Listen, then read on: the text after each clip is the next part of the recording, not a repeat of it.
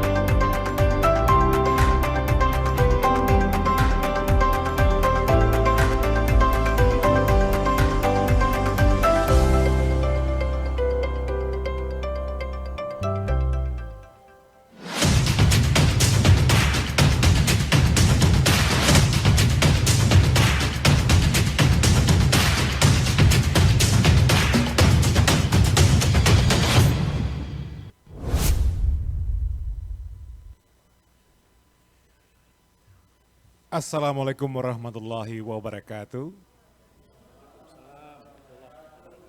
Kami ucapkan selamat datang kepada seluruh peserta webinar yang siang hari ini sudah menyaksikan secara daring dan luring dengan tema yang siang ini akan kita angkat, yaitunya etika bermedia sosial atau etis bermedia sosial. Dan acara ini merupakan program yang diangkat oleh Direktorat Jenderal Informasi dan Komunikasi Publik, Ditjen IKP dengan bekerjasama dengan Komisi 1 Dewan Perwakilan Rakyat Republik Indonesia. Dan Bapak Ibu yang berbahagia, di tengah-tengah kita juga sudah hadir beberapa orang narasumber nanti yang akan memberikan paparannya. Dan tentu kami akan memperkenalkan satu persatu. Sudah bersama kita, yaitu Kakanda Edi Indrizal. Selamat siang, Pak. Beliau merupakan dosen Ilmu Sosial dan Ilmu Politik Universitas Andalas Padang. Dan kemudian kita juga akan nanti kehadiran pemateri kita atau narasumber kita secara online, yaitunya Bapak Gun-Gun Siswandi.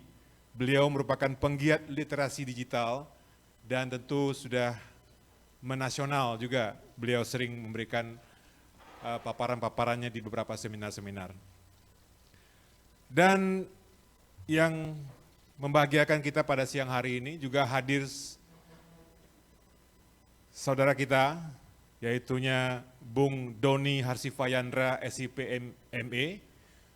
Beliau selain menjadi tenaga ahli di Dewan Perwakilan Rakyat Dewan Perwakilan Republik Indonesia, beliau juga merupakan aktivis dan salah satu pengurus ya, pusat DPP KNPI nasional. Baik Bapak Ibu, kami kembali menyapa sahabat-sahabat yang berada di Nusantara dari ujung Pulau Aceh sampai Pulau Timur sana. Semoga pada siang menjelang sore hari ini kita mendapatkan paparan terkait webinar kita dengan tema etika bermedia sosial yang nanti akan disampaikan oleh para pemateri. Kemudian webinar ini bertujuan, Bapak Ibu, pertama membangun kesadaran masyarakat kita atas pentingnya belajar literasi digital. Yang kedua tentunya mensosialisasikan program pemerintah terkait upaya meningkatkan literasi digital di daerah-daerah. Dan yang ketiga, perkembangan ilmu pengetahuan dan teknologi dan kemudian seni juga menuntut masyarakat kita untuk bisa berperan aktif dalam penguasaan berbagai bidang berbagai bidang, khususnya mengenai literasi digital. Dan seperti kita ketahui, saat ini kita sudah memasuki globalisasi, tentu tidak ada batasan-batasan daerah, sehingga komunikasi kita bisa saja kapan saja dengan bangsa-bangsa lain dan negara-negara lain, dengan etika dan cara komunikasi mereka yang berbeda-beda. Dan saat ini kita akan memasuki era metaverse yang sudah diperkenalkan oleh salah satu platform. Tentunya ini lebih besar tantangannya karena kita akan terhubung dengan orang-orang secara 3D, yaitu kita seperti ketemu di suatu ruang fisik yang berbeda tapi bisa merasakan pertemuan itu. Baik Bapak Ibu, kita langsung saja mengawali dengan pembacaan doa, dan kepada Bapak yang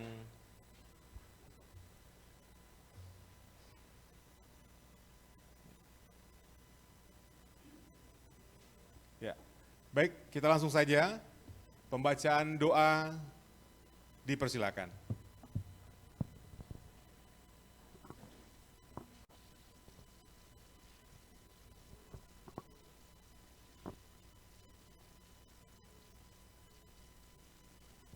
Doa selesai. Baik hadirin yang berbahagia, marilah sejenak kita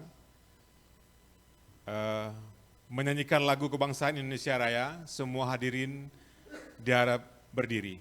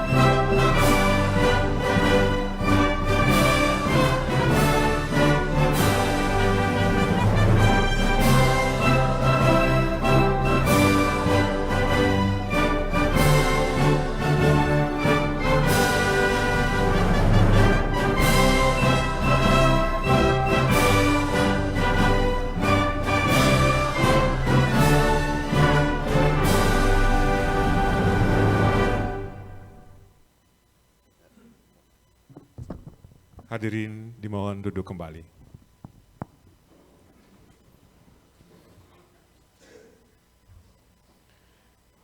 Baik, Bapak Ibu, marilah kita masuk kepada sesi pemaparan dari narasumber kita yang pertama. Dan telah hadir bersama kita pemateri kita yang pertama atau narasumber kita yang pertama, yaitu Bapak Doni Harsifayandra, SIP ME. Beliau merupakan tenaga ahli di DPR RI. Waktu dan tempat kami persilakan. Bismillahirrahmanirrahim. Assalamualaikum warahmatullahi wabarakatuh. Selamat siang dan salam sejahtera untuk kita semua. Yang sama-sama kita hormati, Bapak dua orang narasumber hebat kita pada siang ini hadir di studio, ini sebut studio ya, hadir di ruangan Pak Edin Rizal. Alhamdulillah dari tadi pagi beliau membelah hujan lebat dari Padang menuju Painan, sudah hadir bersama kita. Pak Edin Rizal, beliau akademisi dari Universitas Andalas Padang. Kemudian narasumber kita yang sudah tidak asing lagi, Pak Gun Gun Siswadi. Halo Pak Gun. Halo, halo. Alhamdulillah. Kalau tahun-tahun dulu Pak Gun datang langsung ke Painan, tapi karena kesibukan beliau di Jakarta, beliau masih ingin hadir di Painan tapi lewat udara. Alhamdulillah. Terima kasih Pak Gun. Dan tentu kita berbahagia pada siang ini karena kita dihadiri oleh dua narasumber hebat kita. Pertama-tama saya ingin menyampaikan salam dari Pak Haji Rizal Basir. Semestinya beliau yang hadir pada siang ini, tapi karena situasi kondisi beliau yang secara kesehatan kurang berkenan kemarin, beliau sudah siap hadir, sudah menyiapkan tiket keberangkatan, tapi karena kesehatan beliau yang kurang berkenan, akhirnya beliau tidak dapat hadir. Dan melalui saya beliau menitipkan salam kepada kita semua, salam hangat, salam silaturahmi dan kekeluargaan, dan mudah-mudahan bisa mengikuti acara ini dengan baik. Meskipun beliau tidak berkesempatan hadir, beliau menyampaikan agar acara tetap dilanjutkan. Demikian juga salam dari beliau untuk disampaikan kepada bapak-bapak, ibu-ibu dari Dirjen IKP yang hadir jauh-jauh dari Jakarta sampai ke Painan. Mestinya hari siang tadi adalah direncanakan hari makan siang kita bersama di Painan dengan kepala ikan khasnya Pesisir Selatan. Tapi karena keadaan tidak memungkinkan, mudah-mudahan di lain kesempatan bisa kita laksanakan. Yang sama-sama juga kita hormati tim dari Jakarta, dari Direktorat Jenderal Informasi dan Komunikasi Publik, Kominfo. Hadir di sini Bu Dewi, tadi ada Bu Dewi saya lihat, ada Pak Didik juga, alhamdulillah, dan sudah hadir sampai ke Painan. Bagi Bapak Ibu ini, Painan ini adalah tempat yang pertama kali beliau kunjungi selama hidup, jadi H+ untuk kita semua. Dan tentu secara khusus saya menyampaikan salam hormat kepada seluruh peserta, Bapak Ibu sekalian yang berkenan hadir datang langsung meskipun keadaan hujannya luar biasa. Tapi karena untuk kegiatan literasi media, hujan pun diterabas. Luar biasa. Terima kasih Bapak Ibu sekalian. Aplaus untuk kita semua sekali lagi. Demikian juga kepada Bapak Ibu yang hadir secara daring. Jadi kegiatan kita ini berlangsung secara luring ya, dan daring pada saat yang bersamaan. Bapak Ibu sekalian yang kami hormati, demikian juga salam hormat untuk Pak moderator kita, Pak Muhammad Adli, yang sudah berkenan nanti memimpin kegiatan webinar kita. Bapak Ibu sekalian yang kami hormati, ada beberapa pesan dari Pak Rizal Basir yang ingin disampaikan kepada kita semua. Yang pertama, tentu saja kegiatan ini terselenggara atas kerjasama Komisi 1 DPR RI dengan Direktorat Jenderal Informasi dan Komunikasi Publik Kementerian Kominfo RI. Kegiatan ini merupakan kegiatan yang secara berkelanjutan terus dilaksanakan dalam rangka meningkatkan literasi masyarakat terhadap dunia digital. Dan harapan beliau ke depan kegiatan semacam ini terus tetap terselenggara, dilaksanakan sehingga makin hari masyarakat kita makin cakap atas perkembangan dunia digital ini. Yang kedua, beliau menyampaikan sebagai anggota Komisi 1 DPR RI mengapresiasi sekaligus terus mendorong agar pemerintah khususnya Kementerian Komunikasi dan Informatika melaksanakan pembangunan infrastruktur khususnya berkait dengan tersambungnya infrastruktur telekomunikasi dan informatika. Mulai dari barat sampai ke timur, mulai dari Papua sampai ke Aceh, mulai dari Miangas sampai Pulau Rote. Karena kemerdekaan hari ini tidak lagi kemerdekaan dari penjajah, tetapi mesti ditafsirkan sebagai kemerdekaan untuk mendapatkan informasi yang benar. Maka kalau sebab itu, apa-apa yang sudah dilaksanakan oleh Kominfo, khususnya pembangunan infrastruktur, itu diapresiasi dalam rangka memerdekakan masyarakat dari keterisoliran terhadap informasi. Tentu saja informasi yang dimaksud adalah informasi yang benar, informasi yang tidak yang jauh dari hoax gitu. Mulai dari Aceh sampai ke Papua. Sebagai satu kesatuan negara, kesatuan Republik Indonesia. Contoh khusus misalnya khusus tentang Papua. Hari ini alhamdulillah di semua kota-kota di Papua itu sudah tersambung internet. Nah, ke depan pemerintah mengupayakan agar semua sampai ke tingkat kecamatan itu bisa tersambung internet. Sehingga masyarakat bisa memberikan informasi dan mendapatkan informasi yang benar. Karena kalau terjadi disinformasi, tidak terjadi ketidakseimbangan arus informasi, di situ biasanya terjadi banyak hoax dan informasi-informasi yang menyesatkan. Apalagi hari ini seperti yang pernah disampaikan Pak Edi Nizal, saya kutip, izin Pak, kita memasuki era post-truth. Orang tidak lagi mencari kebenaran tapi mencari pembenaran atas informasi yang diyakini kebenarannya tentang sesuatu. Nah ini kan ini yang nanti akan dibahas banyak juga oleh dua narasumber kita. Jadi sekali lagi kita tentu patut berbangga Indonesia sebagai negara yang besar, yang luas dari Sabang sampai Merauke, tapi kita bisa terhubung satu sama lain berkat adanya pembangunan infrastruktur yang berkaitan dengan telekomunikasi dan informatika ini. Yang ketiga, ucapan terima kasih kepada bapak narasumber yang sudah berkenan hadir bersama kita, dan kepada ibu-ibu dan bapak-bapak peserta diharapkan agar mengikuti kegiatan ini dengan baik, sehingga kegiatan ini dapat memberikan dampak positif bagi kita semua.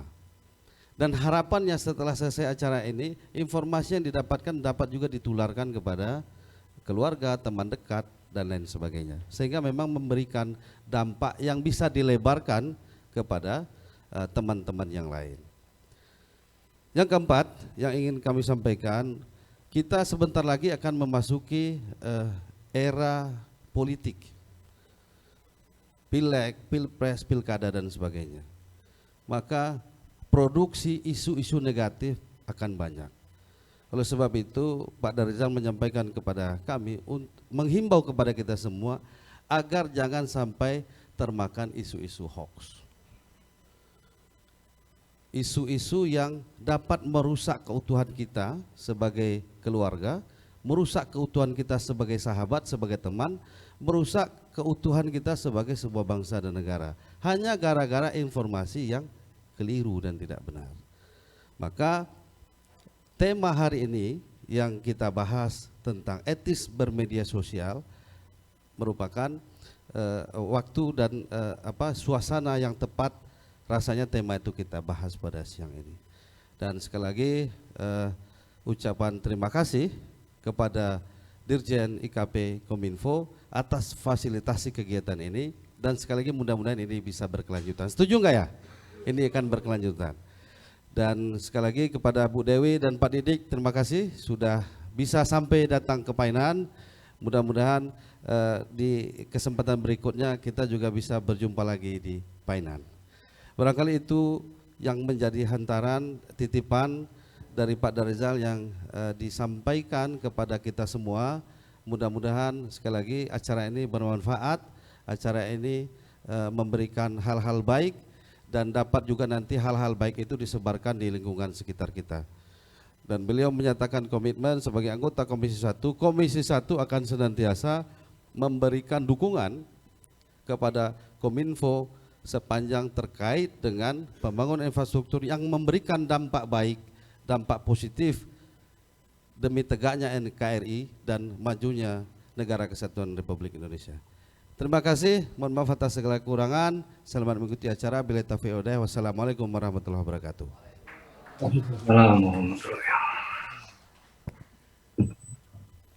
Terima kasih atas penyampaian paparan dari Bapak Doni Arsifayandra, dan tentu kita mengapresiasi apa yang telah disampaikan oleh beliau tadi, bahwa melalui komitmen DPR RI, yaitunya Bapak Haji Darizal Basir, agar kita lebih memperkuat literasi digital kita, sehingga masyarakat kita mendapatkan informasi yang benar, bukan informasi yang hoax, ya, dan mengurangi komunikasi-komunikasi yang negatif di media sosial. Hendaknya program ini tetap, ya, baik. Kita barangkali masuk ke pembicara kita yang kedua. Sudah hadir bersama kita secara daring atau secara online, Bapak Gun-Gun Siswadi. Beliau adalah penggiat literasi digital yang saat ini sudah bersama kita.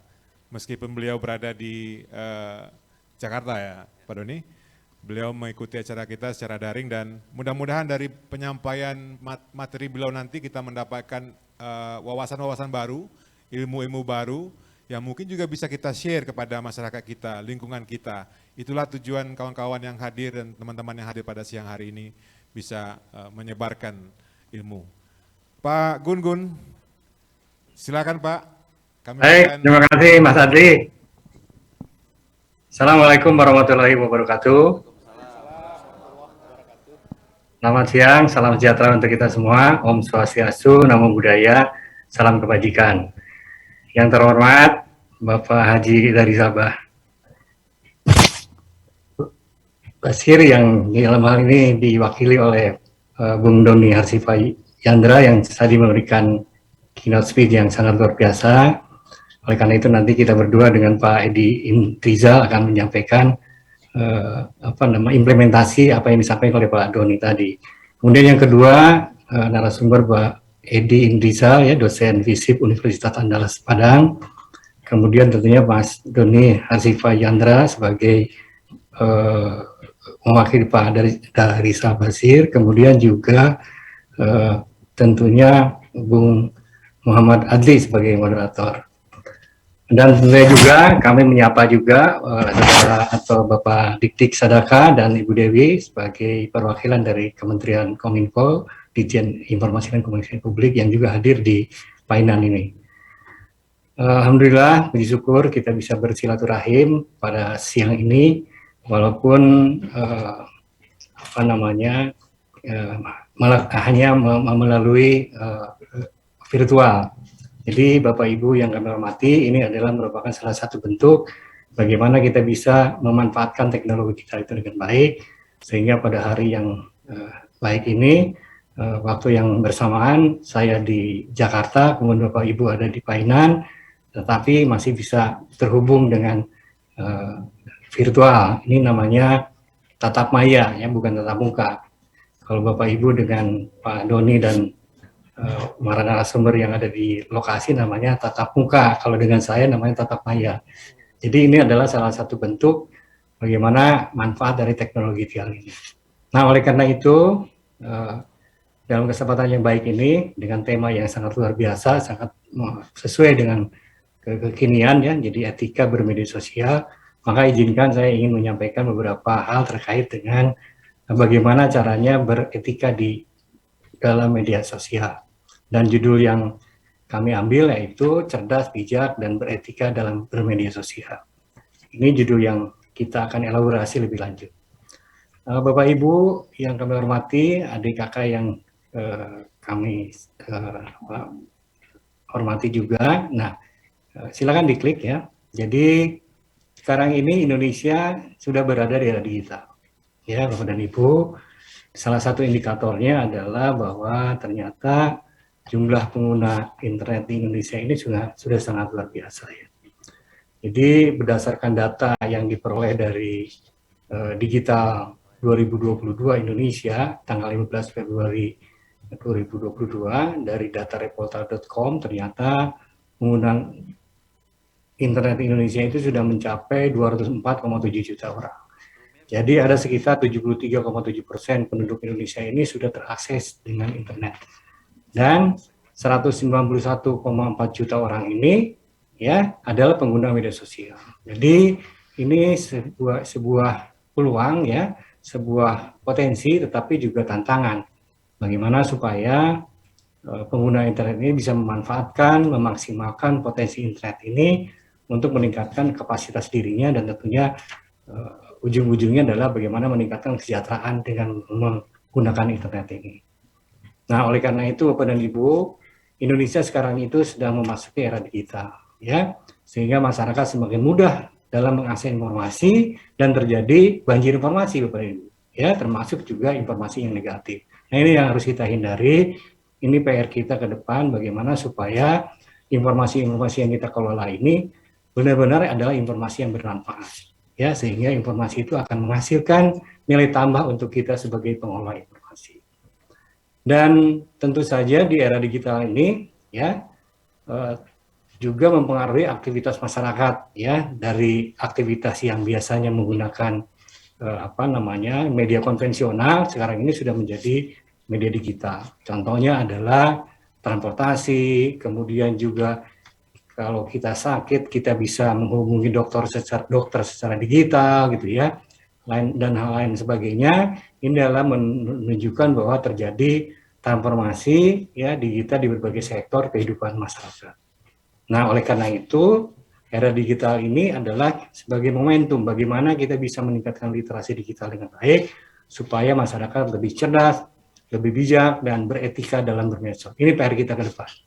Ya, jadi ini gambaran umum terkait dengan bagaimana sekarang ini Indonesia menghadapi era digital. Apa-apa saja yang harus dilakukan dan bagaimana peran pemerintah ke depan. Nah, ini saya kira yang harus kita elaborasi lebih lanjut. Silakan diklik lagi. Nah, Bapak dan Ibu adik-adik yang hormati, ya untuk menghadapi era digital tadi ya, seperti saya jelaskan di awal, maka pemerintah menyusun sebuah roadmap, kira-kira itu ya, atau peta jalan Indonesia Digital tahun 2021-2024. Ada 4 aspek yang dilakukan oleh pemerintah. Yang pertama dari aspek aksesibilitas infrastruktur digital. Jadi pemerintah terus-menerus memperluas akses infrastruktur digital, misalnya dengan membangun palaparing ya sebagai backbone, kemudian juga membangun BTS, kemudian juga membangun akses internet di berbagai wilayah di Indonesia, terutama di daerah 3T, daerah terluar, terdepan, dan tertinggal. Supaya apa? Supaya terjadi konektivitas, sehingga masyarakat akan mudah mendapatkan informasi, dan sekaligus juga informasi akan dijadikan sebagai sarana untuk meningkatkan kapasitas diri masing-masing. Ya, infrastrukturnya dibangun. Kemudian yang kedua adalah setelah infrastruktur dibangun, maka peningkatan sumber daya manusia menjadi penting. Ya, oleh karena itu dibuatlah yang namanya program-program peningkatan talenta digital. Ya, misalnya Kementerian Kominfo ada program ya, salah satunya adalah Digital Talent Scholarship. Ya, sebuah pelatihan ya yang ditujukan bagaimana supaya talenta-talenta digital terutama generasi muda ini memahami tentang manfaat dari digitalisasi ini. Ya. Jadi ada programnya ini namanya Digital Talent Scholarship. Yang ketiga adalah tentunya juga harus menyelesaikan regulasi pendukungnya. Ya, selain Undang-Undang ITE juga kemarin sudah disahkan oleh DPR ya terkait dengan penetapan Undang-Undang PDP atau Undang-Undang Perlindungan Data Pribadi. Jadi sebuah undang-undang yang bagaimana undang-undang ini melindungi data pribadi kita. Jadi kalau ada data pribadi kita yang disalahgunakan, nah kita bisa menuntut secara perdata maupun pidana orang yang menyalahgunakannya itu. Yang keempat tentunya adalah bagaimana juga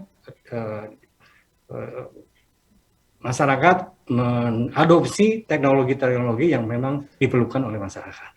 Jadi ini adalah peta jalan atau roadmap yang dilakukan oleh pemerintah untuk menghadapi era digital. Mulai dari infrastruktur, sumber daya manusianya, regulasinya, termasuk juga aplikasinya. Jadi ini yang dikonsentrasi pemerintah untuk memasuki era digital. Baik, silakan dilanjut. Namun ada beberapa permasalahan yang harus kita cari solusinya, ya. Yang pertama adalah ya terjadi banjir informasi sekarang ini ya, karena aksesibilitas masyarakat yang semakin mudah terhadap internet, terhadap informasi, maka banyak masyarakat yang mengkonsumsi konten-konten yang negatif, misalnya konten hoax ya. Tadi juga disampaikan oleh Mas Doni ya, bagaimana konten-konten ini menyebar ke berbagai kalangan masyarakat, terutama generasi muda ya. Konten-konten pornografi, konten-konten radikalisme, termasuk juga perjudian, sara, penipuan, dan sebagainya. Intinya adalah konten-konten negatif yang dikelola oleh masyarakat sehingga masyarakat tidak produktif, ya, karena digunakan untuk hal-hal yang tidak bermanfaat. Jadi ini saya kira hal-hal yang harus kita cari solusinya, jalan keluarnya, bagaimana supaya permasalahan-permasalahan ini bisa kita eliminasi dan masyarakat ya berdaya, masyarakat bisa sejahtera dengan mengelola informasi dengan baik. Ya, jadi itu permasalahan yang harus kita. Nah, ini contohnya Bapak dan Ibu, ya. Jadi sangat luar biasa ini ya. Contoh, silakan diklik lagi. Nah, ini ya, ini statistik penanganan konten internet negatif pada situs. Ini datanya sampai dengan 18 Agustus 2022. Jadi total konten internet negatif pada situs ini pada 18 Agustus itu ada sekitar 1,7 juta 201.420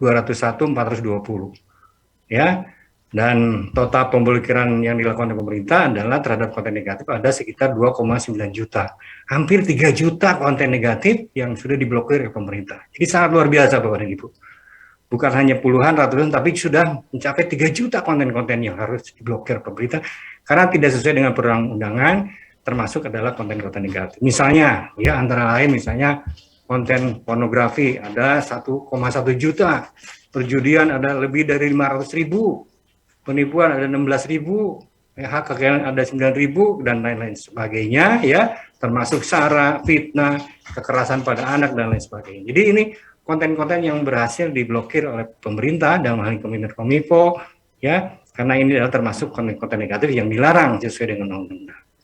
Ya, kemudian silakan dilanjut ya. Nah, ini pada situs tadi ya. Nah, sekarang ini kalau kita lihat slide berikutnya adalah statistik penanganan konten internet negatif pada media sosial. Ya, ada di Twitter, ada di Meta, ada file sharing, ada Google dan lain sebagainya. Jadi luar biasa Bapak dan Ibu. Konten-konten negatif ini masuk ke berbagai aplikasi-aplikasi yang kita kuasai ya, misalnya Twitter dan sebagainya. Oleh karena ini kita harus meningkatkan literasi digital kita, meningkatkan kemampuan kita, kapasitas kita, sehingga kita bisa mengelola informasi dan kemudian juga bagaimana kita bisa memilah informasi. Ya, ini saya kira yang harus kita lakukan ke depan, bagaimana caranya kita bisa memilah informasi dengan baik. Literasi digital ini salah satu sarana untuk meningkatkan itu ya. Kemudian silakan dilanjut. Nah, kalau kita bicara tentang media sosial atau sosial media ini, ternyata sosial ini ada beberapa manfaat yang bisa dipetik kalau kita memanfaatkannya dengan baik. Pertama, media sosial sebagai sarana untuk berkomunikasi. Ya, kemudian juga media sosial juga kita gunakan sebagai sarana untuk mencari informasi atau sebagai sumber informasi. Ya, kemudian juga media sosial kita bisa manfaatkan sebagai peluang usaha. Kalau kita ingin berjualan secara online gitu ya, dengan memanfaatkan platform media sosial ini juga bisa dilakukan. Ya, melakukan pemasaran, kemudian juga bertransaksi dan lain sebagainya. Dan yang terakhir adalah media sosial juga bisa digunakan sebagai sarana untuk membangun relasi dan komunitas. Jadi ini manfaat-manfaat yang positif dari bagaimana media sosial ini kita gunakan sebagai sarana-sarana ya untuk meningkatkan kapasitas kita dalam berkomunikasi. Ya, jadi ini sebetulnya hakikat dari media sosial itu ya. Kalau digunakan untuk hal yang negatif juga ini yang harus kita kita cegah ya. Sehingga media sosial kita manfaat untuk hal-hal yang positif. Nah, kemudian bagaimana peran pemerintah dalam hal ini ya untuk menangani konten negatif? Silakan dilanjutkan. Ya. Nah, jadi pemerintah melakukan upaya-upaya dalam penanganan konten negatif. Pertama adalah di hulunya, di awalnya itu adalah dengan melakukan literasi. Ya, literasi itu ada dua, ya literasi konten, ya. kemudian juga termasuk adalah hari ini bagaimana kita melakukan literasi digital, ya, supaya kita cakap, berinternet, dan kemudian juga mampu memilah dan memilih informasi. Nah, itu literasi konten. Kemudian ada yang kedua ada literasi pemanfaatan digital. Misalnya program UMKM Go Online misalnya, kemudian juga bagaimana kita bisa memanfaatkan teknologi ini dalam bertransaksi. Ini adalah pemanfaatan digital. Kemudian juga di hilirnya, di ujungnya adalah pemutusan akses seperti pemblokiran dan sebagainya, ya. Ada pemblokiran, ada penegakan hukum. Jadi inilah yang dilakukan oleh pemerintah, ya, supaya masyarakat, ya, mampu memanfaatkan teknologi digital itu dengan baik, memanfaatkan konten-konten positif untuk meningkatkan kapasitas dirinya. Nah, untuk penanganan konten negatif ini yang dilakukan pemerintah, ya, literasi maupun pemutusan akses. Nah, bagaimana caranya supaya, silakan dilanjut, ya.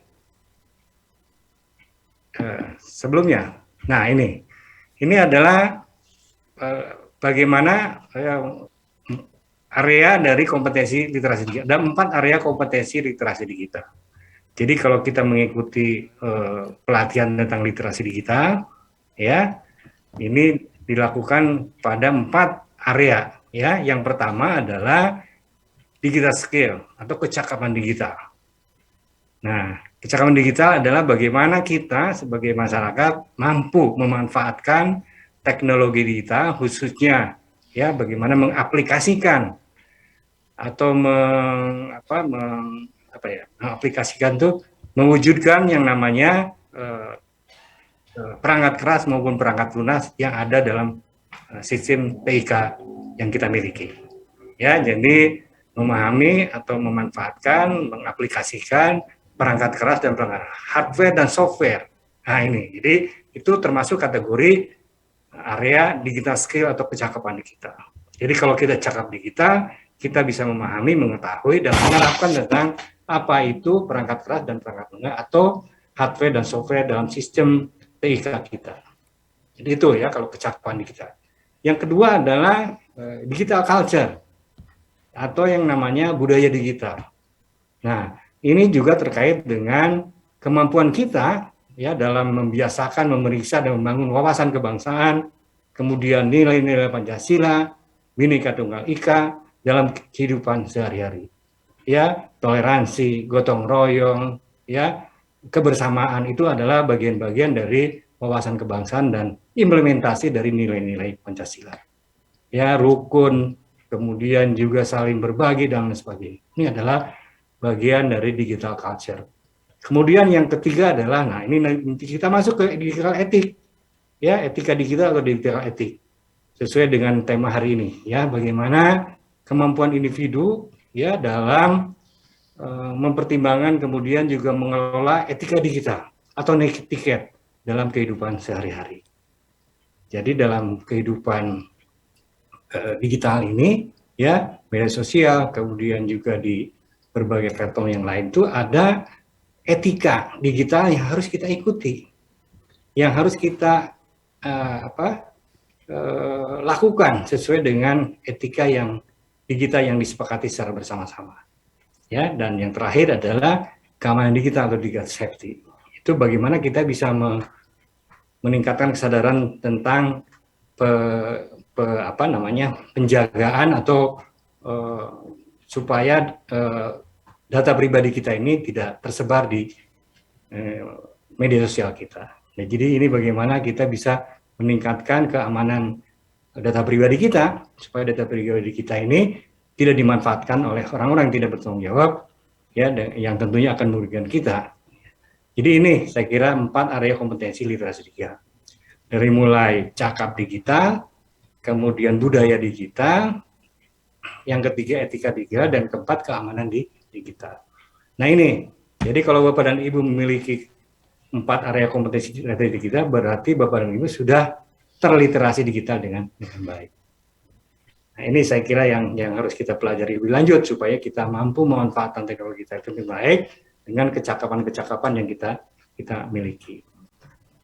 Oke, silakan dilanjut lagi. Nah ini Bapak dan Ibu, ya, ini adalah bagaimana kompetensi cerdas dan bijak bermedia sosial. Ya, Yang pertama adalah mampu mengakses informasi.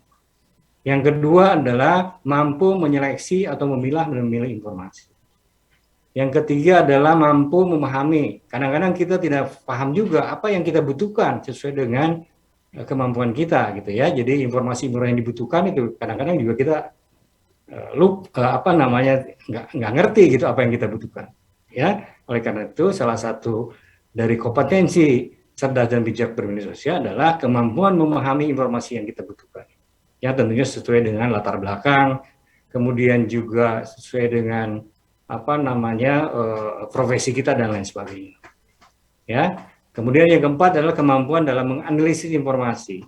Ya, jadi kalau kita sudah mendapatkan informasi, maka tugas selanjutnya adalah menganalisa informasi itu. Ini ada manfaatnya atau tidak untuk kita. Kemudian yang kelima adalah kemampuan dalam memverifikasi informasi. Ya. Kemudian yang keenam adalah kemampuan mengevaluasi informasi, yang ketujuh kemampuan mendistribusikan informasi, kemudian juga kemampuan memproduksi informasi. Jadi informasi diproduksi, tentunya informasi yang bermanfaat, sehingga informasi-informasi itu bisa juga bermanfaat untuk orang lain. Kemudian yang kesembilan, partisipasi dalam berbagi informasi, jadi diseminasi informasi yang baik, dan etis melalui media sosial. Nah ini, kembali etika menjadi penting di dalam kita bermedia sosial. Dan yang ke-10 adalah bagaimana mengkolaborasikan informasi ini untuk didistribusikan kepada pihak-pihak yang memang membutuhkan informasi itu. Jadi ini kompetensi masyarakat yang cerdas dan bijak dalam bermedia sosial. Jadi tidak sembarangan kita mengelola informasi itu, tetapi ada kompetensinya supaya informasi yang kita kelola itu adalah betul-betul informasi yang memang kita butuhkan dan bermanfaat untuk kita bersama. Nah ini kata kuncinya, ya. Kemudian silakan dilanjut. Nah, sekarang kita masuk ke netiquette. Jadi netiquette itu adalah kepanjangan dari network etiquette. Jadi etika internet itu atau netiquette itu adalah sopan santun dalam berkomunikasi di internet. Ya, seperti dalam chatting, kirim pesan, menulis status di Facebook, berkicau di Twitter, menulis di blog atau website, dan berkomentar di media online atau situs berita, dapat pula dibagi sebagai ada pergaulan di dunia maya. Jadi etika network internet ini atau etiket ini adalah ya bagaimana kita ya harus beradab dalam pergaulan di dunia maya. Jadi di dalam dunia maya pun kita harus bergaul sesuai dengan etika yang berlaku. Nah, ini contohnya adalah etika internet pada dasarnya sama dengan etika berkomunikasi di dunia nyata. Jadi kita juga harus memahami bagaimana caranya berkomunikasi di dunia nyata dalam kehidupan sehari-hari, seperti jujur, menggunakan kata-kata yang baik, sopan, ramah, berbicara jelas dan mudah dimengerti. Dan demikian pun di dunia maya. Harus sopan, harus jujur, harus ramah, dan lain sebagainya.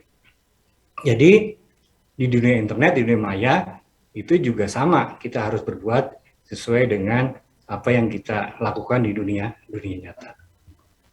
Kemudian, nah, ini lanjut silakan. Nah, etika dalam bermedia sosial, ya. Pertama, misalnya jangan menyindir, ya, menghina, melecehkan, atau menyerang pribadi seseorang pihak lain.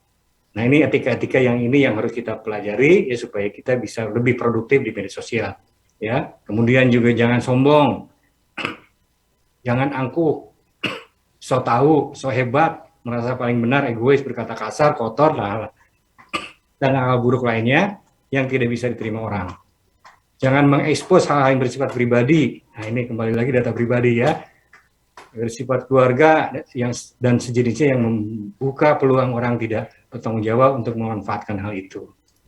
Jangan turut menyebarkan suatu berita informasi yang tidak ekologis dan belum pasti kebenarannya, karena bisa jadi berita informasi itu adalah berita bohong atau hoax ya. Tadi juga disampaikan oleh Mas Doni ya, terkait dengan era post-truth. Jadi kita percaya itu bukan berdasarkan data dan fakta, tapi tergantung dari kepentingan kita apa, maka kita mempercayai informasi itu. Jadi era post-truth ini menjadi salah satu tantangan kita ke depan, bagaimana kita bisa memaksimalkan manfaat dari media sosial ini. Kemudian kalau kita ingin mengkritik ya seseorang, ini juga harus disampaikan secara personal message ya. Jangan lakukan di depan forum karena dapat membuat tersinggung atau rendah diri orang yang dikritik. Jangan pernah memberikan nomor telepon, alamat email, atau informasi yang bersifat pribadi lainnya milik teman kita. Ya, jadi sebelum ada persetujuan dari teman kita itu, jangan pernah menyampaikan hal pribadi terkait dengan data-data yang dimiliki oleh teman kita. Sebelum teman kita itu menyetujui pemberian data itu. Ini harus kita perhatikan, ya. Nah, ini etikanya, kemudian juga ini silakan diklik lagi, ya. Etika berinteraksi di media sosial, ini ada beberapa yang juga harus kita pahami, ya. Misalnya dalam berinteraksi gunakan bahasa yang baik dan sopan, ya. Apabila kita mengunggah foto, informasi, video, sebaiknya mengedepankan nilai-nilai kesopanan, tidak mengandung sara hingga pornografi misalnya, ya. Kemudian ya bijak dalam meneruskan foto, informasi, video yang Anda terima di media sosial dan lain sebagainya. Jadi ini etika-etika yang harus kita pelajari supaya kita lebih bijak dalam bermedia sosial. Kemudian silakan diklik lagi. Nah, ini yang terakhir adalah bagaimanapun kita harus cerdas dan bijak dalam berinternet, ya. Cermat dalam memilih situs dan konten, ya. Jadi situs-situs dan konten-konten yang kita butuhkan, yang kita cari ya di berbagai situs yang ada di internet. Kemudian pastikan keamanan data pribadi. Jadi kita harus melindungi data pribadi kita, jangan sampai data pribadi kita ini tersebar di media sosial. Ya, ini karena akan berbahaya bagi kita sendiri sebagai pemilik data itu. Kemudian tetap batasi penggunaan internet, waktunya kapan, ya ada kesepakatan kapan waktu yang pas untuk bermain internet dan lain sebagainya. Kemudian juga ini yang sebelah kanan adalah bagaimana tips sebelum membagikan informasi, ya. Yang pertama harus terus-menerus memverifikasi sebelum membagikan. Jadi sebelum kita membagikan sebuah informasi, seyogianya informasi itu setelah lulus verifikasi, ya, cek faktanya, kemudian juga cek urgensi dan manfaatnya. Jadi ini saya kira yang hal-hal yang perlu kita lakukan supaya kita bisa lebih produktif lagi dalam berinternet, lebih produktif lagi dalam bermedia sosial, sehingga media sosial betul-betul merupakan sebuah sarana untuk saling berkomunikasi, saling menyapa, saling membangun kebersamaan dan lain sebagainya. Saya kira ini yang harus kita kedepankan, Bapak dan Ibu, ada yang kami hormati, dan mudah-mudahan pertemuan kita ini akan memberikan manfaat untuk kita bersama, terutama dalam bagaimana caranya kita melakukan literasi digital untuk seluruh masyarakat kita, khususnya di Sumatera Barat. Saya kira itu mungkin Mas Adli, ya. Lebih kurangnya mohon maaf. Assalamualaikum warahmatullahi wabarakatuh. Waalaikumsalam warahmatullahi wabarakatuh. Kita berikan aplaus kepada Pak Gun-Gun. Beliau menjadi penggiat literasi digital dan mudah-mudahan tadi apa yang disampaikan menambah wawasan kita juga bagaimana kita bermedia sosial, dan tadi juga disampaikan bahwa upaya pemerintah dalam melindungi masyarakat kita dari informasi negatif. Tadi disampaikan ada angka 2.977 website yang negatif yang sudah diblokir oleh pemerintah. Sebetulnya Pak Gun-Gun ini memang tergantung pribadi kita masing-masing dalam bermedia sosial nampaknya Pak Gun. Bagaimana kita menanggapi, merespon setiap informasi itu memang harus difilter dulu dan kemudian tidak langsung menerima informasi bulat-bulat dan kemudian men-share-nya sebagai sebuah memforwardnya begitu saja, tapi betul-betul kita harus mencek and recheck dulu ya Pak Gun? Ya betul. Saring sebelum sharing gitu. Betul Pak Gun. Oke, Bapak Ibu yang berbahagia, terima kasih Pak Gun sudah menyampaikan tadi. Nanti kita buka lagi sesi tanya jawab mungkin. Kita masuk ke pembicara kita yang ketiga, sudah hadir bersama kita Bapak Edi Enrizal. Beliau adalah dosen FISIP Universitas Andalas Padang dan tentu secara perspektif beliau sebagai akademisi akan menyampaikan beberapa poin-poin kepada kita bersama. Kepada Abang Enrizal, waktu dan tempat kami persilakan. Baik, terima kasih Bang Muhammad Ali, moderator hebat yang memimpin acara kita pada hari ini. Terima kasih atas kesempatannya. Pertama-tama, mari kita menyampaikan salam juga kepada Bapak Haji Darizal Basir dan mendoakan semoga kesehatan beliau lekas pulih untuk dapat beraktivitas sebagaimana biasa kembali. Kemudian tak lupa juga salam hormat buat Bang Doni Haye, tokoh muda pesisir selatan yang saat ini juga bertugas sebagai staf ahli di DPR RI. Yang juga saya hormati teman-teman dari Kominfo Republik Indonesia yang juga sempat hadir langsung di Hotel Triza di Kota Painan, tempat acara kita secara offline melakukan webinar ini.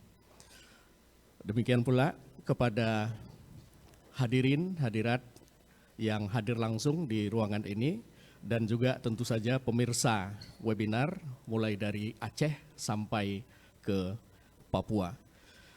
Izinkan saya untuk sesi ini menyampaikan materi yang diberi judul etiket dalam bermedia sosial.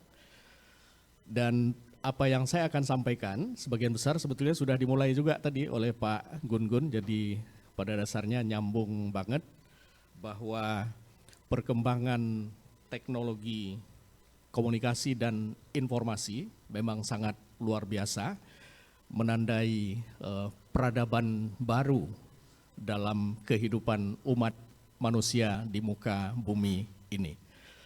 Jika kita lihat dari data-datanya, tadi Pak Gun-Gun juga sudah menyampaikan, ambil contoh misalnya untuk kita di Indonesia, itu jumlah penduduk kita kurang lebih 275 juta.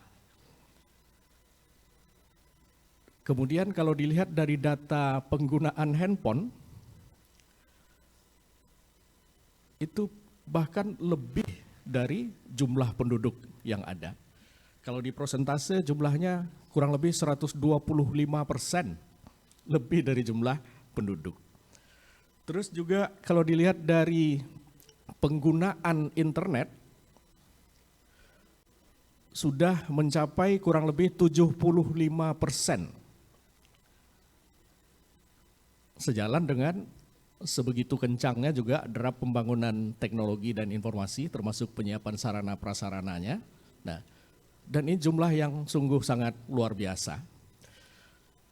Begitu juga apabila dilihat dari data orang atau warga yang aktif di dunia maya.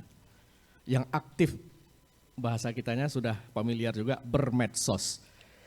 Itu sudah bergerak ke arah 65%. Saya kira teman-teman di sini sebagian besar mungkin juga tahu bahwa netizen Indonesia ini memang betul-betul dikenal netizen yang paling mengerikan sedunia. Nah, tapi kata mengerikan ini juga harusnya jangan hanya kita begitu saja berbangga. Di balik mengerikan itu tampaknya mungkin juga ada masih persoalan yang betul-betul kita juga harus introspeksi, harus renungkan.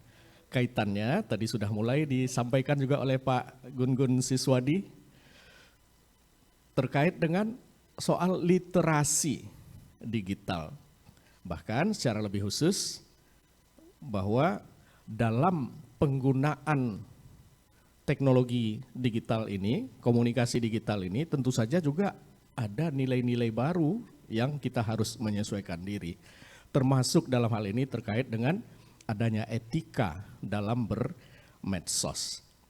Nah, berkenaan dengan itulah saya kira memang sangat penting sekali, sebagian besar sudah disampaikan oleh Pak Gun-Gun tadi.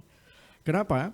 Karena terkait dengan etika dalam penggunaan komunikasi digital atau khususnya dalam bermedsos, ini memang memiliki standar baru sebetulnya.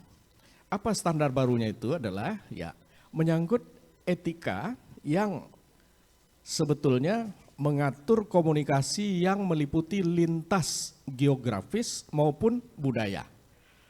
Nah, sementara di dalam kenyataannya setiap kita hidup di batas-batasan geografis atau teritorial atau wilayah dengan budaya juga masing-masing, di mana masing-masing kebudayaan itu memiliki bisa juga standar etikanya yang berbeda-beda.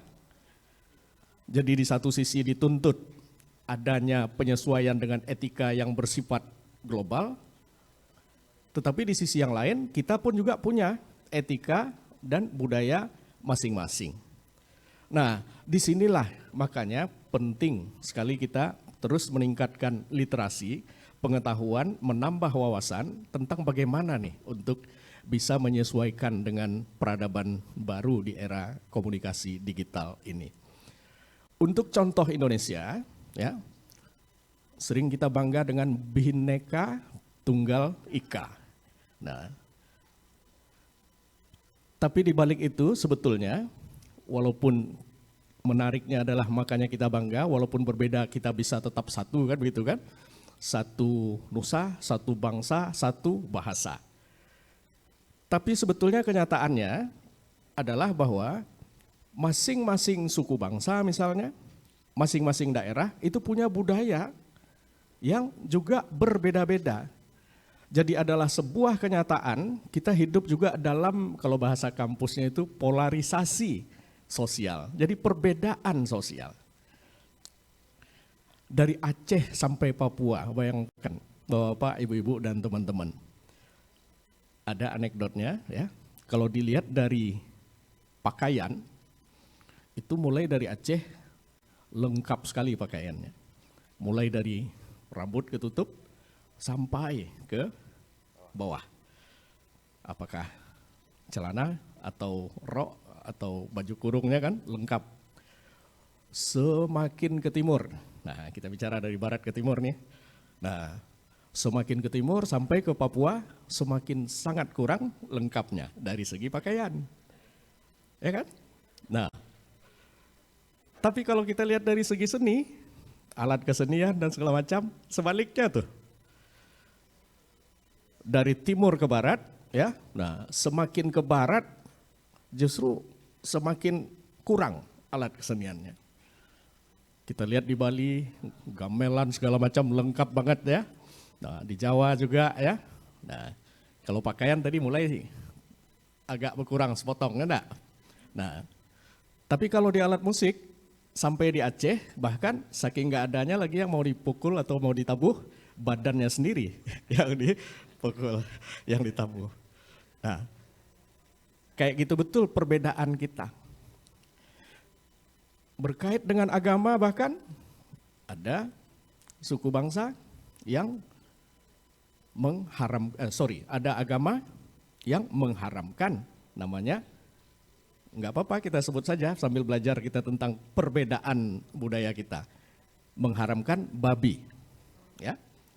Tapi ada juga kelompok suku bangsa di mana justru babi dianggap adalah makanan terbaik untuk hari-hari terbaik, untuk hari raya, untuk peringatan apa begitu ya. Nah, yang satu haram, yang satu sangat halal, kan berbeda tuh. Kayak gitu betul perbedaan sosial budaya kita. Nah, sementara itu dengan komunikasi digital, kita dituntut justru harus atau menyesuaikan dengan standarisasi etika baru, di mana harus mampu melintasi perbedaan-perbedaan itu. Kalau tadi saya memberikan contoh yang agak ekstrim atau mendasar, berkait dengan komunikasi digital, dengan bermedsos misalnya, soal budaya ini juga betul-betul real Bapak-bapak, Ibu-ibu dan teman-teman semua. Soal etika itu ya. Kalau dalam masyarakat kita yang bersifat komunalistik atau masyarakat tradisional, termasuk kurang lebih kayak di Minangkabau misalnya kan, ya. Agaknya cukup biasa bagi kita misalnya menceritakan anak kemenakan atau sekitar kita ya. Karena mungkin prestasinya atau mungkin apanya, menceritakan kebanggaan kita tentang anak atau tentang kemenakan. Tapi sebetulnya anak-anak yang kita ceritakan itu, kemenakan yang kita ceritakan itu, belum tentu dia bangga seperti yang diceritakan oleh orang tuanya. Nah, bako itu bahasa sabui loh, kurang lebih kayak gitulah bahasa Minangnya kan. Nah, enggak perlu pula orang lain itu tahu. Nah, mungkin gitu protes sang anak. Nah, Atau misalnya kita masyarakat yang komunal, biasa aja tuh untuk berbagi cerita tentang penyakit, tentang sakit apa kita ya, nah, atau saudara kita di medsos. Nah, berita duka, termasuk berita kebakaran atau apalah segala macam musibah gitu ya. Nah, tapi ada juga dalam kelompok masyarakat yang individualistik, hal seperti itu dipandang kurang pantas, dipandang kurang elok. Nah, kan berbeda tuh. Nah, inilah hal-hal yang juga sangat penting kita untuk bisa menyesuaikan diri. Nah, berkenaan dengan itu, secara khusus, makanya saya ingin kita memang penting memahami mengenai etiket dalam bermedsos. Karena antar masyarakat, antar kelompok itu bisa berbeda-beda budaya atau ukuran etikanya selama ini. Namun dengan kita menggunakan medsos, tidak bisa dengan cara-cara seperti itu juga terus. Bukan berarti semuanya salah. Jadi bukan dipertentangkan, jangan juga. Ada nilai-nilai dasar, nilai-nilai baik yang perlu kita pertahankan, tapi ada juga nilai-nilai baru yang kita memang harus menyesuaikan diri. Nah, untuk itu saya ingin memberi pengertian terlebih dahulu mengenai apa itu etika, dan kita hendaknya bisa juga bedakan dengan etiket. Kalau dari tadi saya bilang etika, anggap aja kadang-kadang bisa aja digunakan secara sama gitu ya. Tapi kalau secara konsep, sebaiknya kita ngerti juga ada bedanya. Kalau bicara etika, itu kurang lebih bentuknya biasanya bahkan sampai tertulis. Teman-teman yang dari media misalnya, sehingga ada namanya etika jurnalistik. Nah, jelas itu ada aturannya, ada ketertulisannya. Polisi pun juga ada, bahkan makanya setiap institusi-institusi besar itu, bahkan ada itu, sampai ada lembaga kode etiknya. Di DPR juga ada, begitu kan? Nah, setiap profesi biasanya punya itu, yang namanya kode etik profesi. Makanya ada kode etik kedokteran dan segala macam, pengacara pun juga ada. Jadi biasanya kalau etika itu, dia sampai betul-betul dibuat secara tertulis. Tetapi kalau etiket, nah etiket dia tidak, biasanya justru tidak tertulis. Tapi keduanya sama, mengatur tentang kepantasan. Mengatur tentang, kalau kata Pak Gun-Gun tadi, menyangkut soal apa yang boleh, apa yang tidak. Kesopan santunan seperti apa. Nah, itu etiket. Makanya secara operasional yang saya sampaikan ini lebih tepat kaitannya adalah maksudnya berkait dengan etiket dalam bermedia sosial. Yaitu menyangkut hal-hal yang baik dan tidak baik, yang pantas atau yang tidak pantas, menyangkut kesopan santunan dalam penggunaan media sosial yang sebetulnya dipahami secara bersama-sama, disepakati secara bersama-sama, walaupun dia tidak tertulis. Nah, itu yang namanya etiket. Tapi baik etika maupun etiket ini ada kaitannya dengan hukum. Nah, makanya seringkali bahwa kenapa kemudian ada hukum, ya itu tidak terlepas, karena justru manusia itu ada namanya yang lebih tinggi lagi, namanya etika. Karena etika berkait dengan moral, begitu kan? Nah, makanya dalam hal tertentu ya sampai-sampai diatur dalam hukum dan bisa dicek itu. Etiket bermedsos walaupun tidak ada, saya sebutkan tadi dia tidak tertulis, tapi kalau kita kebablasan melanggar etiket itu bisa juga kita kena pasal. Makanya ada undang-undang ITE, ya enggak? Nah, undang-undang lalu lintas pun ada juga kaitannya dengan penggunaan medsos. Makanya polisi juga mulai mensosialisasikan jangan pakai handphone pada saat menyetir misalnya, begitu kan. Nah, karena bisa kena pasal juga dengan undang-undang lalu lintas. Oke, jadi kita bicara etiket ini sekali lagi sangat penting berkait dengan perilaku kita, bahkan perilaku kita sehari-hari. Nah, ada nilai dasar atau nilai elementer dalam berkomunikasi yang sebetulnya di kebudayaan tradisional atau dalam kehidupan budaya-budaya yang berbeda pun itu sebetulnya ada yang sifatnya universal. Di salah satu slide saya sebetulnya ada, dimajukan. Terus. Misalnya, kalau kita ambil dari budaya Minangkabau. Terus, biar sama-sama kita lihat. Ayo, terus.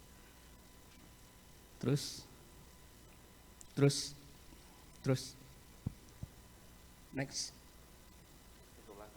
Waduh, kok ke belakang?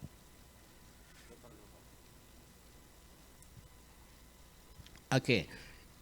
Dalam budaya Minangkabau kan dikenal adanya misalnya kalau kita berkomunikasi hendaknya juga bisa memahami. Ado namonyo kato mendata, ado namonyo kato mendaki, ado kato menurun, dan ado kato maleriang. Nah, itu kan betul-betul memberi nilai tentang etiket dalam berkomunikasi itu.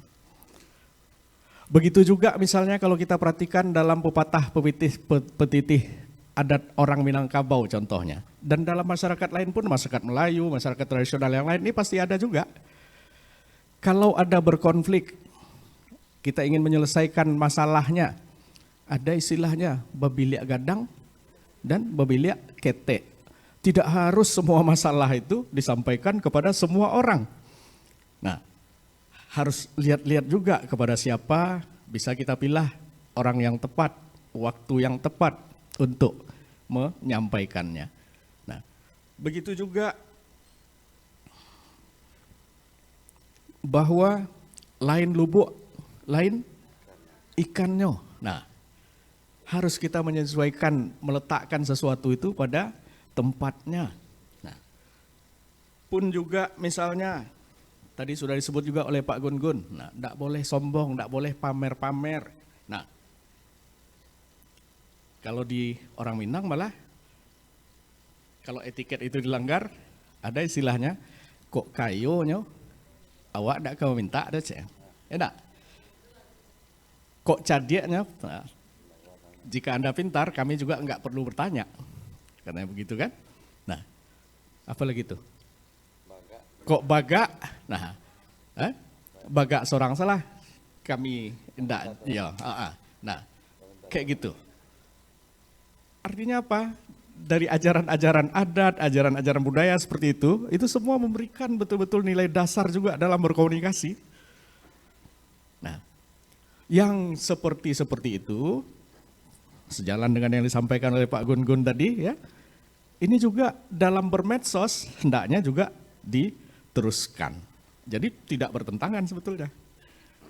Diteruskan, itu contoh nilai-nilai luhur, nilai-nilai yang baik yang ada sebetulnya dalam setiap kebudayaan suku bangsa. Dalam setiap ajaran-ajaran agama, apapun agamanya, ada itu. Pun juga kalau kita lihat dari teori komunikasi. Nah, jadi kalau tadi pakai ilmu tradisional, nah pakai ilmu yang textbooknya ada namanya teori PAC. Nah, PAC ini bukan pengurus anak cabang, bukan gitu kalau di politik kan kayak gitu dah.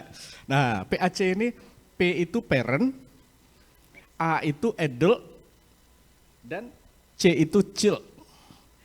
Nah, bahwa setiap orang, setiap manusia di dalam dirinya sebenarnya punya itu kepribadian parent, adult maupun child. Nah, dan kemudian sesuai dengan perkembangan usianya tentu harus ia memiliki nilai dominan, nilai utama dari macam-macam karakter kepribadian itu. Ambil contoh, kalau usia anak muda yang mahasiswa, kalau mahasiswa, itu kalau dilihat dari teori ini harusnya punya kepribadian adult, dewasa. Kalau orang dewasa, Apa ciri-ciri utamanya dalam berperilaku? Nah, logis, berbasis data. Mau kemana, nak? Orang tua tanya kepada anaknya yang kategorinya sudah tergolong dewasa, misalnya mahasiswa. Nah, mau pergi ke pasar ya, jelas jawabannya, lugas. Nah, mau pakai apa? Pakai motor.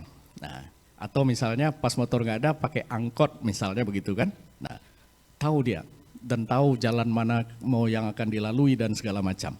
Nah, itu adult.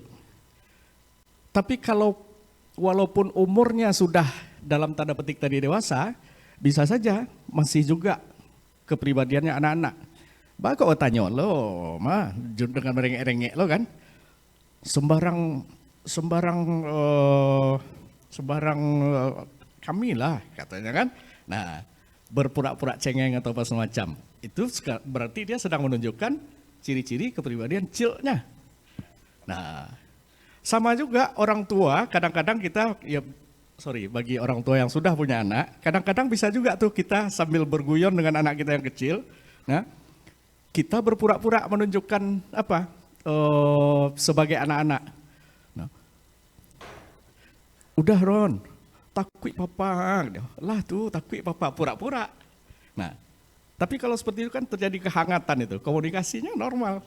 Kalau antara parent dengan child, lalu membalasnya juga dengan child dengan parent. Nah, yang tidak boleh itu adalah, atau yang komunikasi yang tidak seimbang, tidak baik, yang cie bergaya parent, yang satu lagi bergaya anak. Nah, jadi dalam komunikasi sehari-hari pun kadang bisa terjadi perceraian, terjadi pertengkaran dalam keluarga dan segala macam. Ya, itu tadi komunikasi nggak nyambung. Nah, di mana taruh tadi kaos kaki papa, kata si papa sama mamanya kan? Mamanya bilang, nah, cari aja sendiri. Nah, masa kaos kaki sendiri, tanya pula ke saya, katanya gitu kan? Nah, si papanya ngajak secara sama-sama dewasa, tetapi kemudian si mama mengambil posisi sebagai parent. Nah, kalau kayak gitu ya berulang bertengkar lah. Karena komunikasi tidak seimbang. Nah, ini maksudnya dari teori PAC itu. Jadi komunikasi itu hendaknya seimbang. Tadi Pak Gun-Gun juga jelaskan, makanya komunikasi harus lugas, jelas, sehingga saling pengertiannya itu nyambung, kejujurannya juga nyambung gitu ya, tanggung jawab juga nyambung. Nah, di dalam bermedsos, hal-hal itu juga sangat penting. Makanya dalam etika bermedsos itu adalah tentu saja ada beberapa komponen utama yang juga menjadi sangat penting, termasuk berkait dengan kejujuran, nah, dengan tanggung jawab, ya. Nah, dan tentu saja kalau kita mau bicara lebih detail lagi, setidaknya ada beberapa tips mengenai etiket ini yang perlu diperhatikan. Minta tolong dilanjutkan. Ya. Nah, ini beberapa etiket dalam bermedsos yang juga sangat penting kita sadari adalah bahwa jangan mudah atau jangan mencampur adukan urusan privasi dalam bermedsos. Makanya kita harus betul-betul memahami bahwa ada urusan privasi yang tidak harus disampaikan ke medsos dan ada juga yang memang urusan-urusan yang bisa disampaikan melalui medsos. Kemudian penting sekali juga jangan sampai mengganggu urusan SARA. Tadi sudah berulang-ulang juga disampaikan, mulai dari Bung Doni tadi juga sudah sampaikan, hati-hati dengan hoaks, fitnah, apalagi ujaran kebencian, ya. Nah, itu ada pasalnya ya juga. Nah, dan karenanya juga perlu kita harus kalau menyampaikan opini itu cobalah berdasarkan fakta. berdasarkan data. Dan untuk itu penting sekali mencek informasi, mencek kebenaran dari berita dan informasi, itu penting sekali. Tadi sudah berulang juga, baik Bung Doni maupun Pak Gun-Gun menyampaikan ada namanya post-truth. Dan sekarang ini masih cukup sering kita temui dalam masyarakat kita. Ya, kebohongan yang berulang-ulang disampaikan.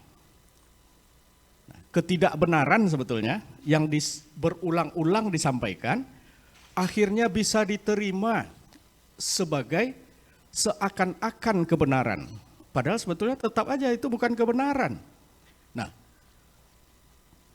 nan salah tapi diulang-ulang basampaian, diulang di medsos, sudah tuh antar waktunya beda, medsos segala macam yang berbeda-beda lah disampaikan pulau, padahal faktanya tidak begitu, datanya tidak begitu. Artinya bahkan hoax pun bisa menjadi seakan-akan kebenaran.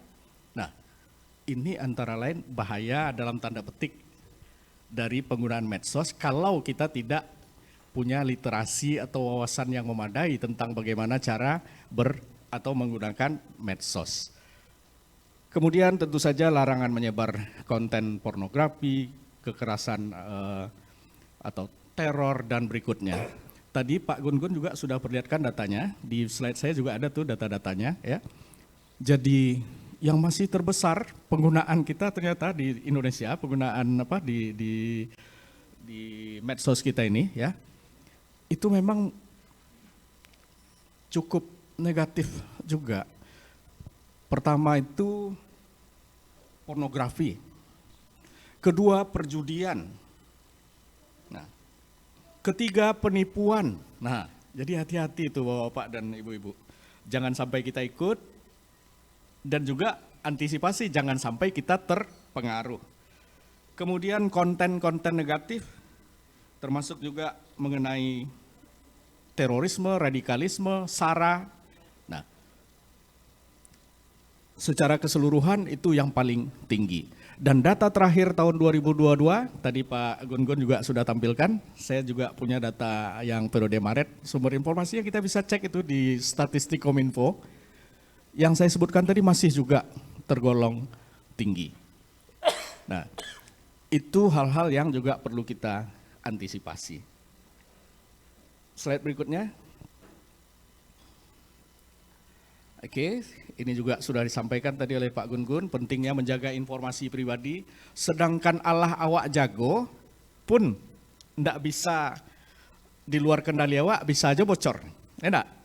Makanya saya yakin bahwa Pak mungkin di WA-nya pun tembus juga oleh tidak hanya iklan tapi macam-macam tawaran apa termasuk pesan-pesan apa segala macam, ya enggak? Nah, yang kita nggak tahu nih, kok nomor kita sudah ada pula sama orang segala macam. Apalagi kalau kita tidak menjaga informasi pribadi kita. Nah, kemudian juga pastikan ingat situasi kondisi dalam menggunakan HP atau dalam bermedsos. Ini mohon maaf dalam aturan dalam tata kehidupan keseharian aja lah.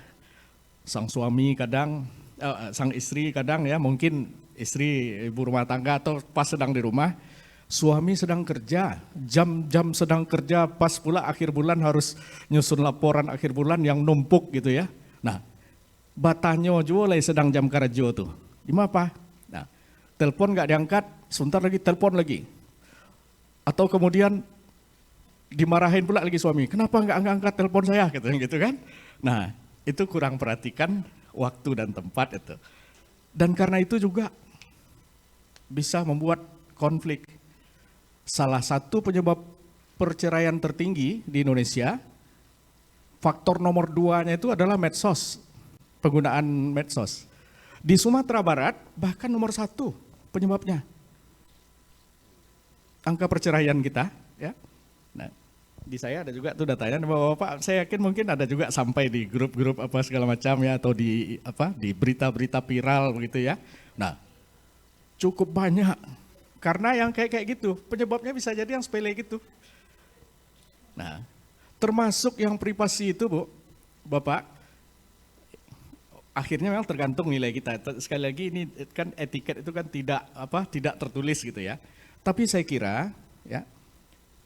Penggunaan namanya aja handphone. Nah, walaupun di kita kadang handphone satu orang bisa ada lebih dari satu. Atau ada juga satu keluarga punya satu handphone, ada juga begitu. Makanya tadi dari segi jumlah kan bahkan lebih besar dari jumlah populasi penduduk kita.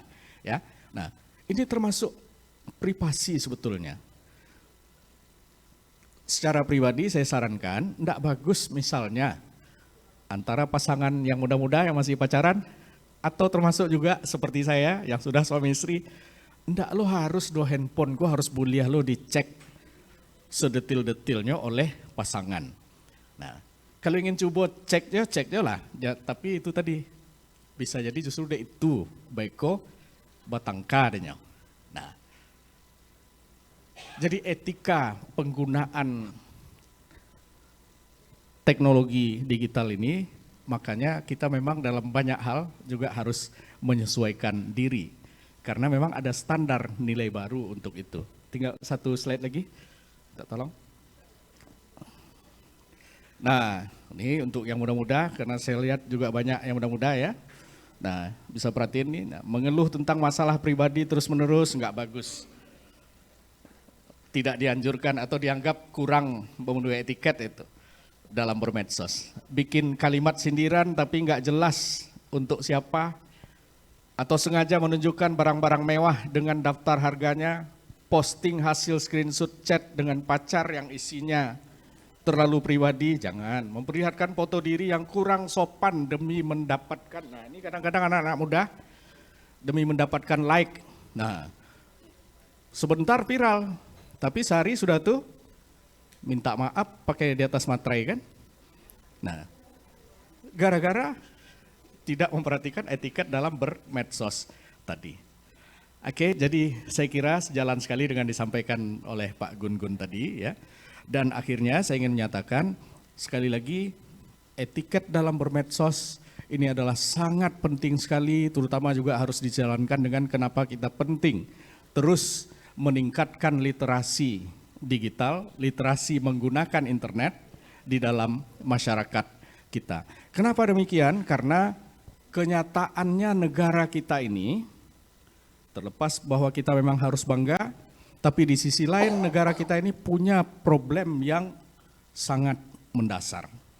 Pertama berkait dengan soal hubungan antar suku bangsa. Tadi saya sudah jelaskan di awal, perbedaan kita sebetulnya nyata. Kemudian yang kedua juga soal adanya mayoritas dan minoritas. Nah, itu hati-hati. Makanya kita juga harus punya jiwa toleransi, bisa saling pengertian. Nah, kenapa? Karena kita ini ada kelompok mayoritas, ada minoritas. Jangan bicara negara saja, ya. Di tempat kita pun juga, di Sumatera Barat pasti ada Minangkabau mayoritas, tapi jangan lupa ada orang Mentawai yang bukan Minangkabau. Nah, di Padang orang Minang banyak, tapi ada juga orang Cina. Nah, kan kayak gitu. Jadi ini sensitif, makanya kita perlu betul-betul jaga, apalagi ketika di ranah medsos, perlu beretiket itu. Dan ditambah lagi karena globalisasi, modernisasi, ya, sekularisasi, ini semua mempengaruhi ke bagaimana kita harusnya mengelola keberagaman dan perbedaan kita yang ada. Dan kalau kita mau menggunakan seperti ajakan Pak Gun-Gun tadi, penting sekali supaya kita lebih bijak, lebih sehat juga dalam menggunakan internet, makanya etiket menjadi sangat penting. Saya kira itu pengantar dari saya, Bung Ali. Terlebih terkurang mohon maaf. Baik. Terima kasih, kita berikan aplaus kepada Bapak Edi. Secara perspektif akademisi beliau tadi menyampaikan beberapa poin-poin wawasan kita bahwa pentingnya etiket ya, dalam bermedia sosial. Kita memang sering, apa yang beliau sampaikan tadi memang realitas yang kita temui di keseharian kehidupan kita.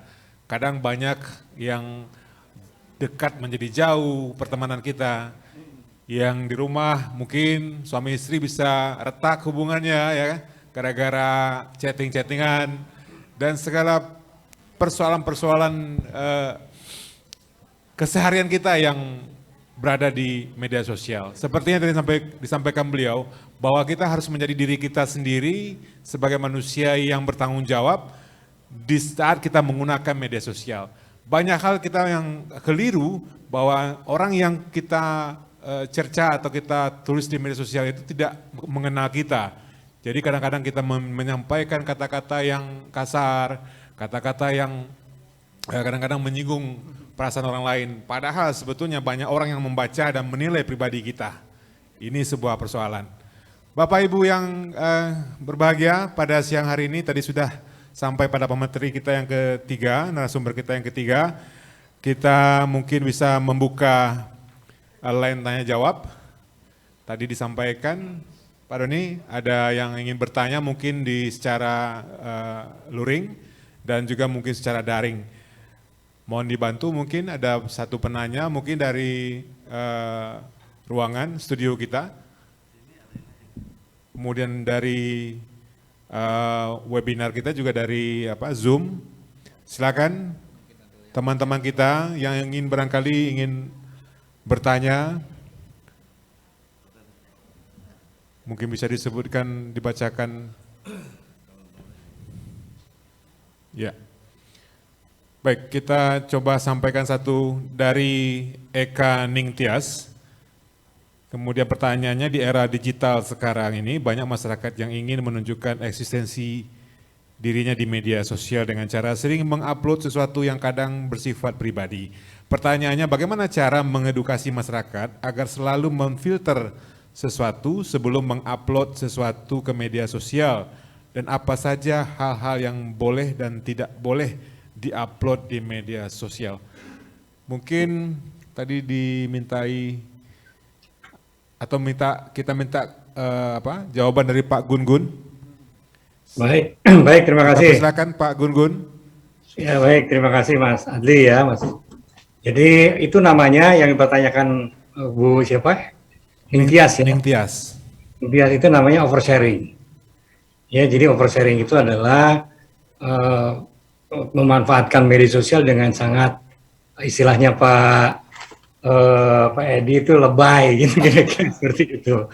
Jadi terlalu lebay, apa-apa di-sharing gitu ya. Jadi seluruh aktivitas kehidupan kita ini di-sharing terus oleh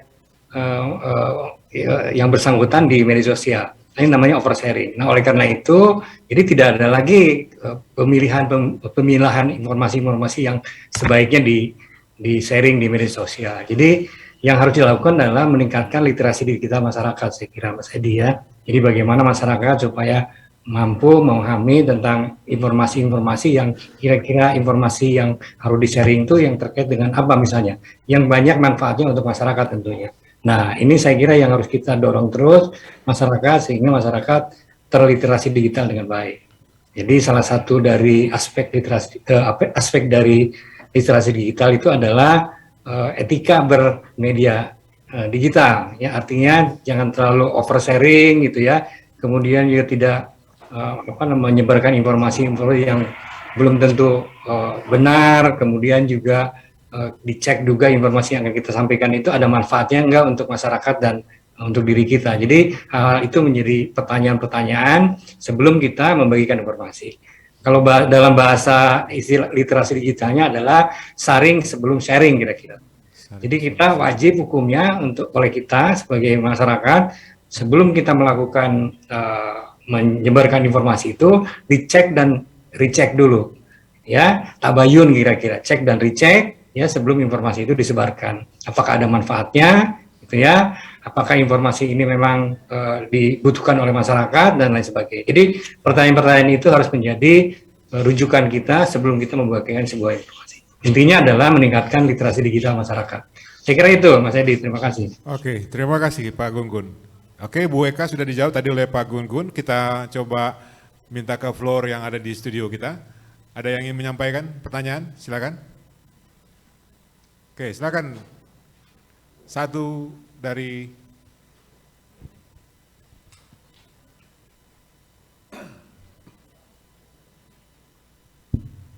Baik, bismillahirrahmanirrahim. Assalamualaikum warahmatullahi wabarakatuh. Waalaikumsalam. Perkenalkan, nama saya Avandi. Dalam mengikuti webinar kali ini, saya mengamati dari awal.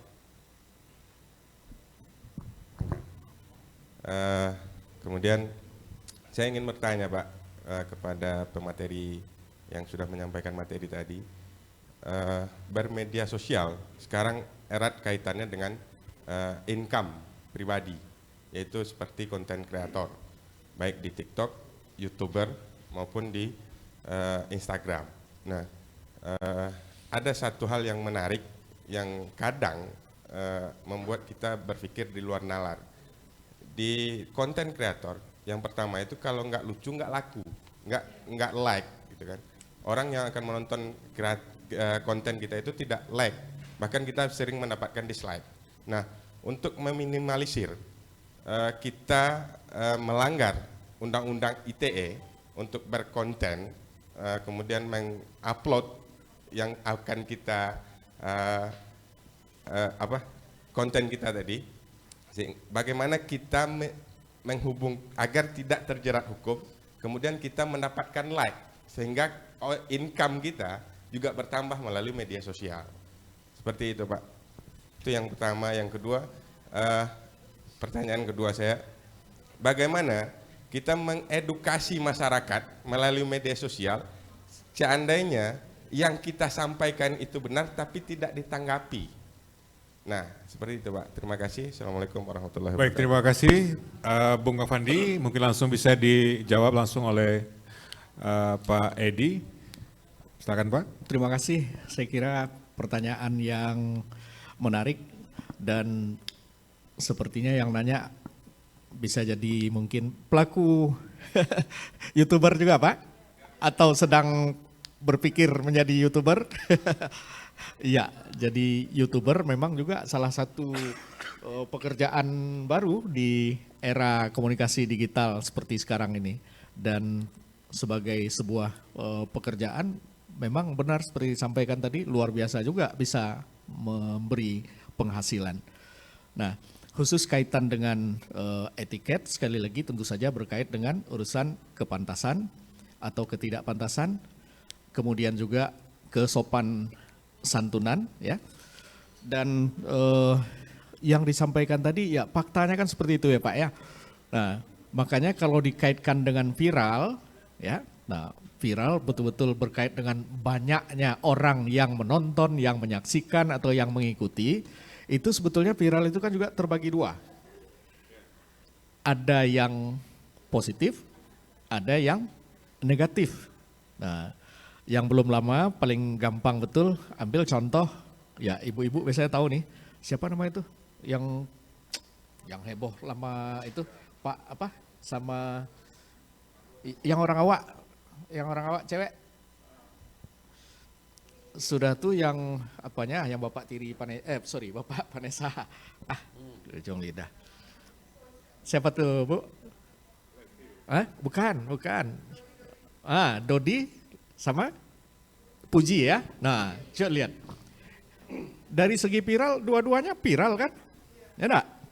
Tapi kemudian kita bisa perhatikan yang lebih dapat respon positif adalah harus diakui lebih banyak Puji kan? Dan kemudian lebih banyak negatif Dodi atau Dodot biasa dikenal di medsos ya. Nah, silahkan dari kasus seperti itu perhatikan dengan baik kaitannya kalau dengan etiket. Saya yakin kenapa Puji viralnya lebih banyak positif, bukan berarti semuanya seluruhnya benar, karena yang benar itu kan hanya Tuhan, ya enggak? Nah, tapi pasti lebih banyak kaitannya dengan dianggap lebih sesuai dengan etika. Lebih menunjukkan adanya perilaku yang bermedsos yang beretiket dibandingkan dengan sebelahnya. Itu soal viralnya Pak. Nah, kemudian kaitan secara khusus dengan penghasilan, memang benar tuh seperti tadi tuh. Makanya ini kan juga kaitan dengan hukum ekonomi pasar Pak.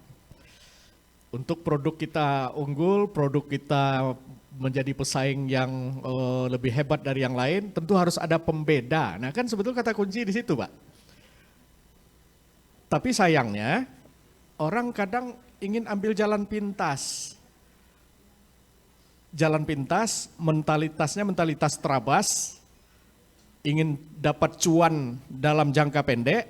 Nah, sehingga lakukan yang seperti Abang sampaikan tadi ya. Dan biasanya kalau yang kayak gitu tidak bertahan lama. Makanya yang bertahan lebih lama itu tetap saja yang lebih memperhatikan bermedsos itu betul-betul berkesadaran ya.